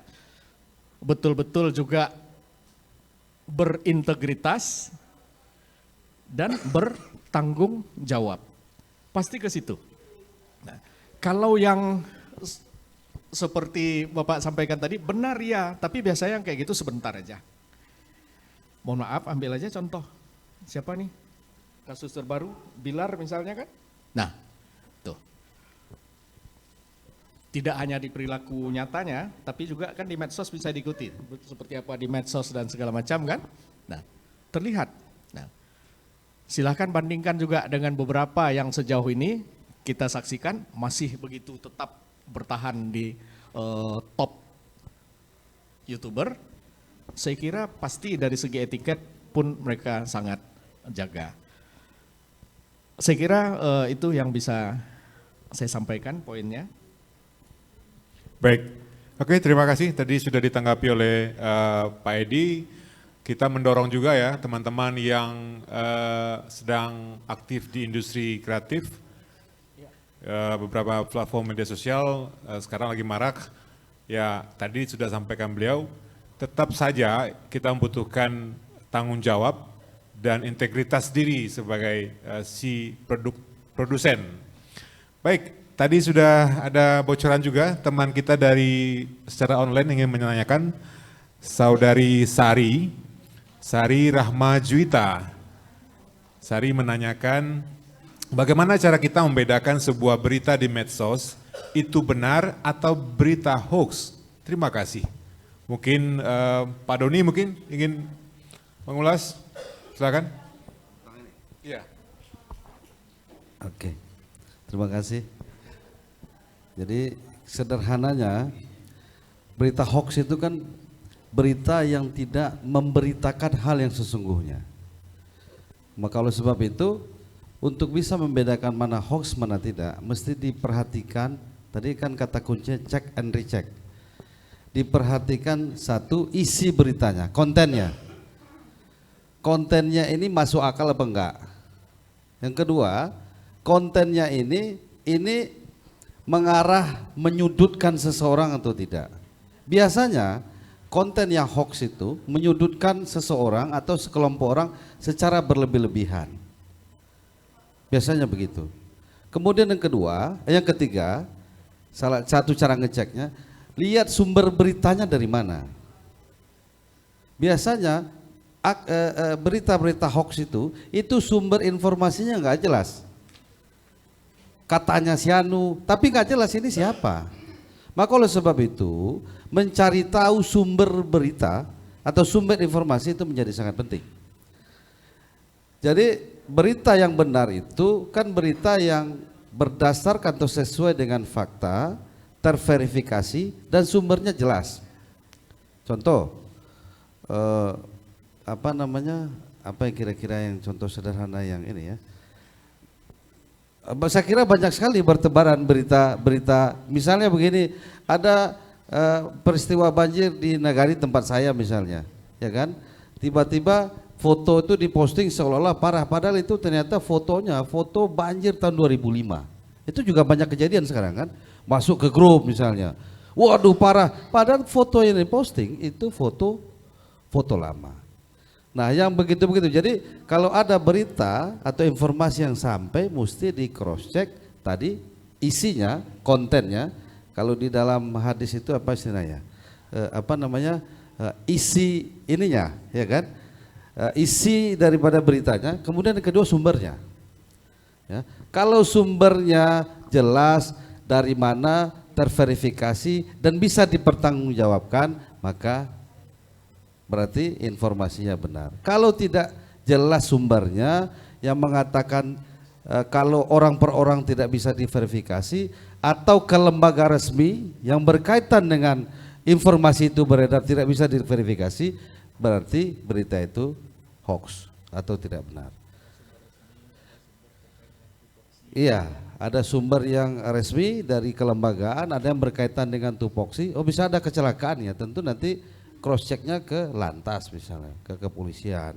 Dan tiba-tiba si anu kecelakaan tapi tidak bisa diverifikasi. Tidak jelas sumbernya dari mana. Maka untuk bisa mencari tahu ini benar atau tidak, carilah informasi ke sumber yang terkait dengan informasi itu. Kira-kira itu saya kira tipsnya. Cuma sedikit tadi yang disampaikan Avandi, saya kira itu sesuatu yang menarik. Tapi kata kuncinya tadi saya hanya ingin menekankan begini. Yang tadi Pak Edi sampaikan bahwa like itu tidak selalu baik. Jadi like itu tidak selalu baik. Karena di dalam like itu juga agak ada dislike. Misalnya gini, saya kadang-kadang Facebook contohnya ya, yang ada di dinding saya, kadang-kadang saya nggak baca karena teman posting nggak enak, di like aja. Kan gitu tuh, ada kebiasaan. Terus ada semua yang muncul di dinding kita di like aja. Kita juga nggak pernah sadari, nggak pernah tahu ini beritanya benar apa enggak. Terus biasanya yang suka di like itu yang memang beda, dia tampil menarik perhatian. Tetapi kan tidak semua yang menarik perhatian itu baik. Tidak semua yang menarik perhatian itu benar. Ada juga akun-akun tertentu yang pornografi like-nya banyak tapi udah pasti itu nggak benar. Viralkan macam-macam isinya, ya kan? Sumbernya nggak jelas tiba-tiba jadi viral. Hanya untuk itu. Jadi tetap bahwa yang sebagai seorang konten kreator, batasan-batasan etika dan batasan-batasan aturan mana yang boleh mana yang enggak mesti harus juga tetap diketahui. Jangan sampai tiba-tiba hoax tapi ternyata di dalamnya punya nada memfitnah orang, akhirnya berurusan sama penegakan hukum. Karena memang di kita ini kan masih juga berasa berita baik itu berita yang tidak baik itu ini bad news is good news gitu. Sesuatu yang buruk itu ada sekali diberitakan. Makanya hampir di TV-TV kita banyak sekali itu mulai dari pagi sampai malam itu kalau kita geser-geser TV-nya itu nggak ada putus-putus tuh gosip. Ya kan? Ya enggak Bu? Ya Bu ya? Makin apalagi gosip makin digosok makin sip kan gitu kan. Dan itu hoax semua. Jadi itu saya kira kata kuncinya saya hanya menekankan saja Bung Avandi bahwa siapapun di antara kita yang mau jadi konten kreator, satu bikinlah konten-konten yang tidak bertabrakan dengan etika serta tidak bertabrakan dengan aturan-aturan hukum. Kalau itu dilakukan pasti nanti urusannya kalau enggak ke penegakan hukum, kalau enggak tiba-tiba jadi terkenal juga tapi dihujat senusantara misalnya kan, terkenal juga tapi dihujat orang gitu. Jadi itu kira-kira ya. Pak Adli, terima kasih. Oke, terima kasih Pak Doni. Dan baiklah para pemirsa dan teman-teman webinar pada sore hari ini, kami tadi sudah memberikan kesempatan dan tibalah saja kita di penghujung acara dan tadi sudah disampaikan beberapa materi-materi dari beliau secara conclusion, secara kesimpulan kita bisa ambil beberapa, yaitu dari Pak Gunggun tadi menyampaikan bahwa pentingnya meliterasi digital bagi masyarakat kita yang jumlahnya yang luar biasa ya, itu ada hampir sampai saat ini hampir 2 jutaan website yang negatif yang sudah diblokir oleh pemerintah dan intinya adalah sebelum di-sharing itu perlu kita saring. Jadi saring kemudian baru di-share. Nah tadi juga dari poin Kakanda Edi juga menyampaikan bahwa ini pendekatannya adalah juga secara kultural. Kebetulan tadi pendekatan yang beliau sampaikan secara kultur Minangkabau kita bahwa ada Katona Nampe Katoma Nurun, Katoma Data, Katoma Daki, Katoma Lereng. Demikian juga seperti demikian kita berada di media sosial, bahwa kita tidak terlepas dari pribadi kita masing-masing. Kita menjadi orang yang bertanggung jawab dan menjadi orang yang mempunyai kemampuan memegang handphone kita, dan kitalah penggunanya gitu. Artinya kita orang yang bertanggung jawab terhadap apa yang kita buat. Oke, tadi Pak Doni juga sudah menyampaikan dari perspektif beliau tadi bahwa perlu mencerdaskan masyarakat kita secara digital dengan tujuan satu, mendapatkan informasi yang baik, kemudian menjadikan media sosial sebagai peluang usaha, dan kemudian bagaimana kita membangun relasi dan komunitas kita yang lebih luas. Mudah-mudahan acara ini bermanfaat. Tidak lupa kami ucapkan terima kasih kepada Ditjen Kominfo, ya IKP ya, Ditjen IKP Kominfo yang telah mempersembahkan kegiatan ini kepada publik, kepada masyarakat kita. Mudah-mudahan kita bisa mendapatkan literasi yang baik ke depannya dalam menggunakan media sosial. Terima kasih kami juga kepada Bapak Haji Rizal Basir atas kerjasama beliau dengan Kominfo, akhirnya program ini bisa datang ke Sumatera Barat, khususnya di pesisir selatan. Dan tentu spesial pada sore hari ini, terima kasih Pak Gugun di Jakarta. Terima kasih Pak sudah bersama kita dalam satu webinar. Sama-sama, terima kasih kembali. Saya physically. Dan terima kasih juga Bang Edi dari Kampus Sunan, beliau sudah bersama kita, luar biasa sekali pemateri kita pada sore hari ini. Bang Doni juga, tokoh muda kita, mudah-mudahan semakin sukses. Dan juga terima kasih pada tim Ditjen IKP Kominfo yang sudah memproduksi dan mempersembahkan acara ini buat kita bersama. Semoga dapat bermanfaat bagi bangsa dan negara kita, tentunya kemajuan Indonesia ke depan. Kami akhiri, banyak maaf. Wassalamualaikum warahmatullahi wabarakatuh. Salam sejahtera. Om Satyasam. Om Swasti Om. Namo Buddhaya.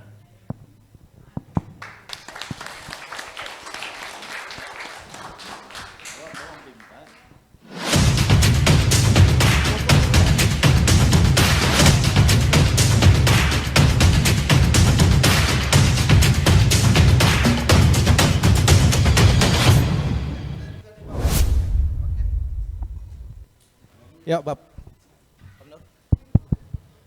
Bapak-bapak, Ibu-ibu, yuk kita foto bersama dulu.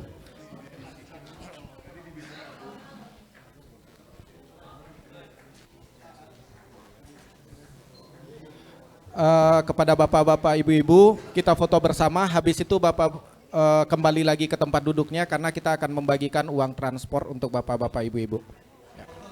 Foto dulu bersama ya.